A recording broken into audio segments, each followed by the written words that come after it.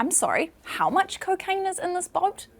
Chances are there's never been anything like it. No, this is indeed a huge quantity. There have been, as far as I know, in consumer countries, no such large seizures ever before. Spanish authorities recently seized this ship off the coast of the Canary Islands. The police union thinks between 30 to 45 tons of cocaine was stuffed into its hull.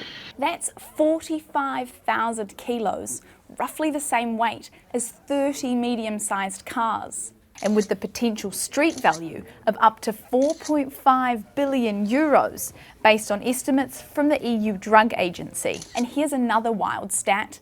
If the amount is confirmed, it would represent about a fifth of Europe's annual cocaine consumption. So of course, it's a huge amount, especially if you compare it to how much cocaine is used in Europe.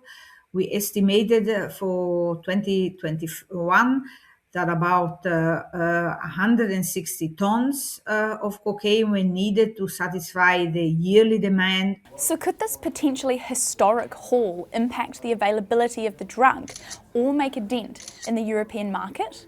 First, a little bit of context. Global cocaine production has more than tripled since 2015, flooding the European market with what one French politician called a white tsunami. Seizures of cocaine by law enforcement have also grown, with the EU reporting record busts 7 years in a row. But despite that success, drug traffickers are managing to stay one step ahead. The availability remains very high. The prices are stable at the retail level, but the purity has increased considerably. Now you can easily buy cocaine at 80 or 90% even of purity.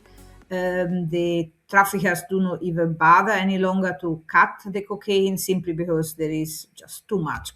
Traffickers are also employing different tactics to evade capture, using motherships like the one seized in Spain to act as a loading dock for a fleet of small speedboats that are less likely to raise suspicion. There are so many options for traffickers that you have to come to the conclusion that you just cannot control how much drugs come in.